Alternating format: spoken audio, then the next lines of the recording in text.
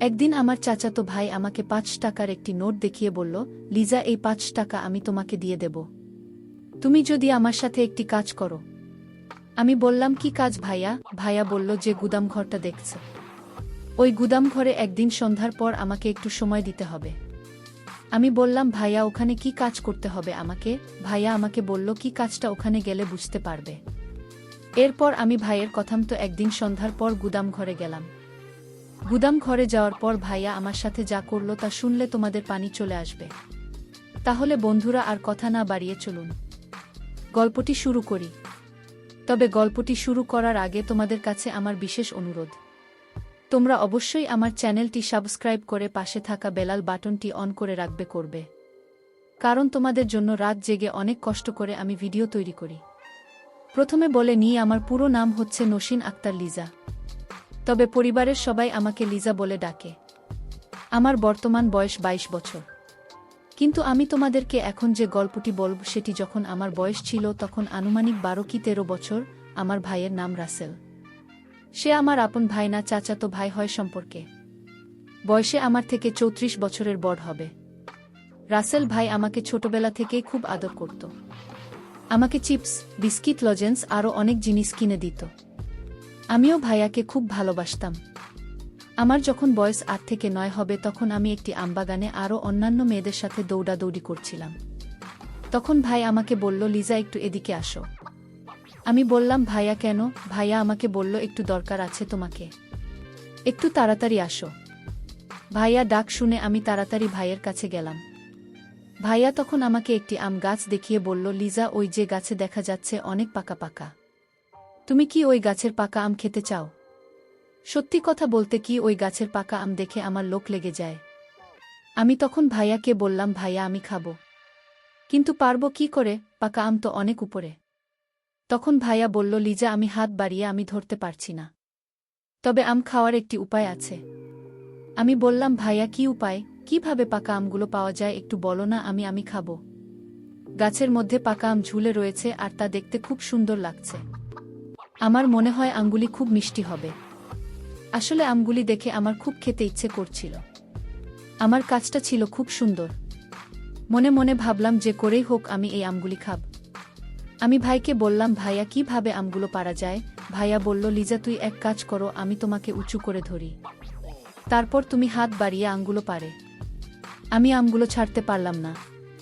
আর ভাইয়া মনে মনে যে অন্যরকম চিন্তা সেটি আমি তখন বুঝতে পারি নাই। এরপর ভাইয়া যেভাবে বলছেন আমি সেভাবেই আমি কাজ করতে শুরু করলাম। এক পর্যায়ে আমরা অনেকগুলো আম পাড়তে সক্ষম হলাম।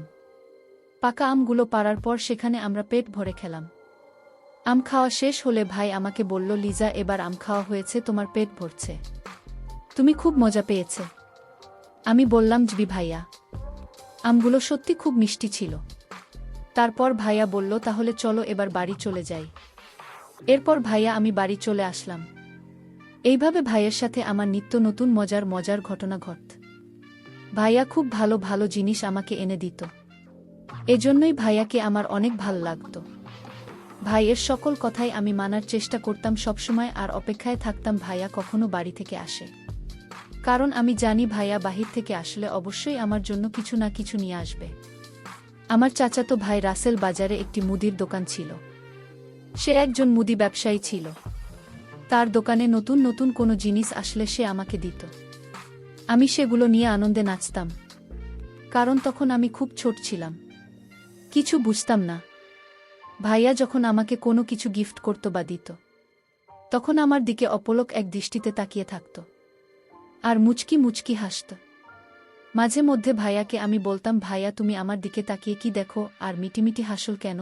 আমার কিন্তু খুব লজ্জা লাগে, তুমি এভাবে আমার দিকে তাকিয়ে থেক না।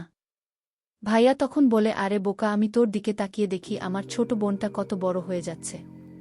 আমার বোনের মধ্যে আস্তে আস্তে নতুন কিছু হচ্ছে। কি সুন্দর লাগছে আমার ছোট বোনটাকে। আমার বোনটা যখন পরিপূর্ণ বয়স হবে তখন জানি না কত শত ছেলে তার রূপে পাগল হয়ে যাবে। আমি বললাম, ভাইয়া বেশি হয়ে যাচ্ছে কিন্তু। ভাইয়া বলল, কি বেশি হয়ে যাচ্ছে লিজা, শুনে তো একটু। আমি যা সত্য তাই তো বললাম। ভাইয়ের মুখে এই কথা শুনে আমি রাগে ভাই তাকে কিল ঘুষি মারতে শুরু করলাম। ভাই আমার এই পাগলামি দেখে বলল, আরে বোকা, আমি তো মজা করলাম।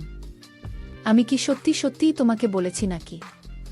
লিজা, সত্যিই তুমি অনেক ভালো মেয়ে আর খুব সুন্দর কিউট একটা মেয়ে। তারপর আমি একটা মুচকি হাসি দিয়ে বললাম, ভাইয়া তুমি অনেক ভালো। তারপর আমি বললাম, ভাইয়া আমার জন্য আজকে আইসক্রিম আনবে, না আনলে কিন্তু তোমাকে মায়ের দিন। আমি বললাম, আচ্ছা লিজা, তোমার হুকুম ধার্য করা হলো। এই বলে ভাইয়ের দোকানে চলে গেল। তারপর দোকান থেকে আসার সময় ভাইয়া আমার জন্য আইসক্রিম ও অন্যান্য সুন্দর সুন্দর জিনিস নিয়ে আসলো। আমি তো ভাইয়ের থেকে জিনিস পেয়ে খুশিতে নাচতে শুরু করলাম। এইভাবে আমার ছোটবেলার দিনগুলি চলতে লাগল। যখন আমার আনুমানিক 12 কি 13 বছর হবে, তখন একদিন ভাইয়া আমাকে 5 টাকার একটি নোট দেখিয়ে বলল, লিজা, তুমি যদি আমার একটি কথা রাখ তাহলে এই 5 টাকা আমি তোমাকে দিয়ে দেব। আমি বললাম, ভাইয়া তোমার সব কথাই তো আমি শুনি, তারপরেও বলো কি কথা শুনলে তুমি আমাকে 5 টাকা দিয়ে দেবে? ভাইয়া তখন বলল, কথাটা এখানে বলা যাবে না, চলো আমরা ওই দিকে চলে যাই। আমি বললাম, ঠিক আছে ভাইয়া, চলো ওই দিকে। তারপর ভাইয়া আমি ওই দিকের একটা ঘরের পিছনে চলে গেলাম। চলে যাওয়ার পর ভাইয়া আমার কানে ফিসফিস করে বলল, লিজা, ওই যে গুদাম ঘরটা দেখা যাচ্ছে, ওই গুদাম ঘরে তুমি আমার সাথে যাবে এবং সেখানে আমরা কিছুক্ষণ সময় একটি কাজ করব। যদি তুমি আমার সাথে কাজটি করতে পারো তাহলে এর বিনিময়ে তোমাকে আমি 5 টাকা দিয়ে দিব। আমি বললাম, ভাইয়া কি কাজ? ভাইয়া বলল, সেখানে গেলেই তুমি কাজটি বুঝতে পারবে। তবে কাজটি খুব কঠিন নয়, খুব সহজ।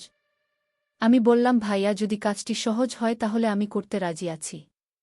এদিকে আমাদের বাড়িতে খুব একটা মানুষ নেই, আমাদের বাড়িটা সবসময় নীরবে থাকত। তাছাড়া সন্ধেবেলা আমাদের বাড়ি একেবারে নীরব থাকত।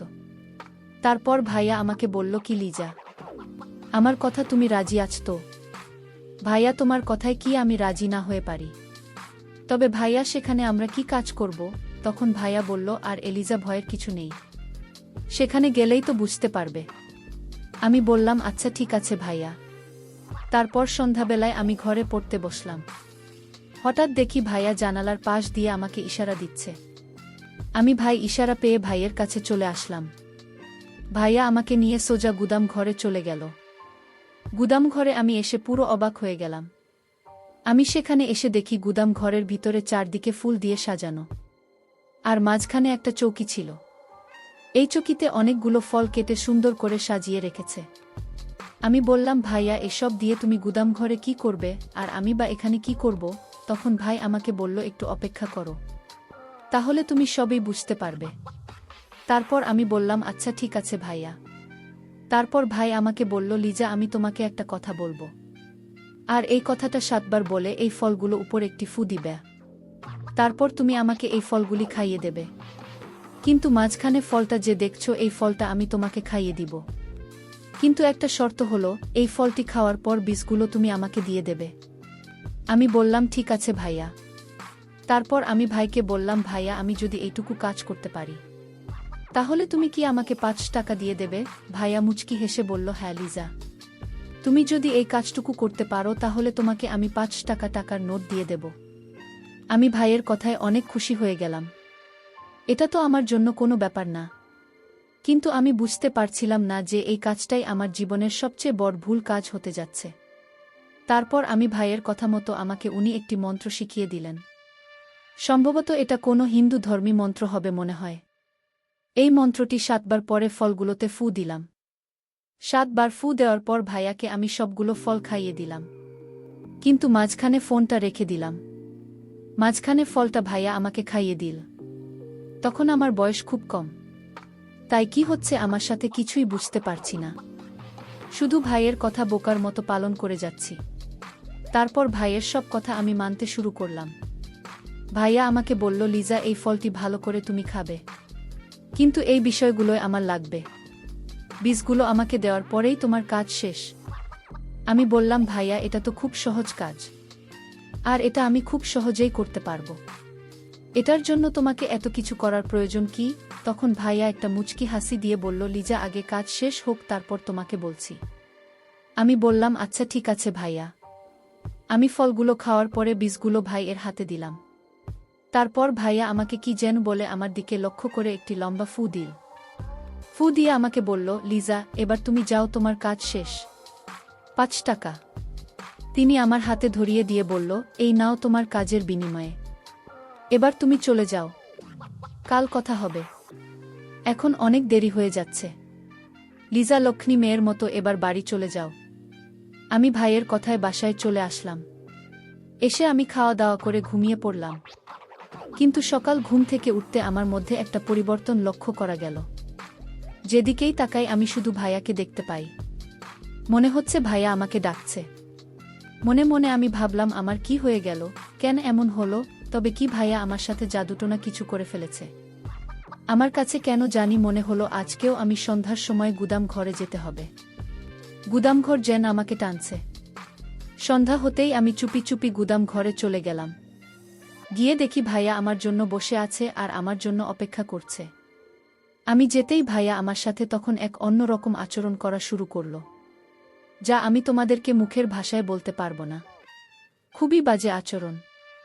ভাইয়ার আচরণ দেখে আমি তো পুরো অবাক, কিন্তু ভাইয়া আমার সাথে এত খারাপ ব্যবহার করবে তা আমি কখনো কল্পনাও করি নাই। ভাইয়া আমার সাথে এত কিছু করছে, তাও আমি কিছু বলার সাহস পাচ্ছি না। আমি যেন অন্যরকম হয়ে গেছিলাম। আমি তার হুকুমের গোলাম হয়ে গেছিলাম। সে আমার সাথে যা ইচ্ছে তাই করতেছিল, কিন্তু আমি তা বলতে পারছিলাম না। তার সব কিছুই আমি মেনে নিচ্ছিলাম। তার কাছে গেলেই আমি কেমন জানি হয়ে যেতাম। সে আমাকে যা বলতো আমি তাই করতাম। এভাবে সে আমার সাথে অনেক কিছুই করেছে, যেটা আমি তোমাদেরকে ভাষায় প্রকাশ করতে পারব না। তার সাথে আমার এভাবে চলতে থাকে দিনের পর দিন। তার সাথে আমার এসব চলে প্রায় 4 থেকে 5 বছর। হঠাৎ একদিন আমি খুব অসুস্থ হয়ে পড়ি। তারপর আমার বাবা মা আমাকে ডাক্তারের কাছে নিয়ে গেল। ডাক্তার আমাকে পরীক্ষা নিরীক্ষা করে বলে আমি নাকি মা হতে চলেছি। এই কথা শুনে আমার মা বাবা প্রচুর কান্না করতে লাগল। বাসায় এসে আমাকে জিজ্ঞেস করল, মালি, যা সত্য করে বলো তো, এত বড় সর্বনাশ কি করেছে? তারপর আমি আর কোনো উপায় না পেয়ে বলে দিলাম ভাইয়ের সব কথা। তারপর মা বাবা রাসেল ভাইয়াকে ডেকে এনে বোঝাল। বলল, রাসেল, তুই কি করে পারলি আমার মেয়ের এত বড় সর্বনাশ করতে? যা বাবা, যা হবার হয়ে গেছে, এখনো কেউ জানে না। কেউ না জানার আগে আমরা লিজাকে তোর সাথে বিয়ে দিতে চাচ্ছি। এখন তুই কি করছিস? মা বাবার প্রস্তাবে রাসেল ভাইয়ের রাজি হয়ে গেল। তারপর ধুমধাম করে আমাদের বিয়ে হয়ে গেল। বন্ধুরা, এখন আমি তোমাদের দোয়ায় আশীর্বাদে ভালোই আছি। তবে মাঝে মধ্যে আমার অতীত আমাকে অনেক কষ্ট দেয়। মনে মনে ভাবতাম, যদি রাসেল ভাই আমাকে বিয়ে না করত তাহলে আমার কি হতো? আমার মরা ছাড়া কোনো রাস্তা থাকতো না। তাই দর্শক বন্ধুরা, আমার মতো তোমাদের জীবনেও এরকম ধরনের দুর্ঘটনা ঘটতে পারে। তোমরা সাবধানে থাকবে।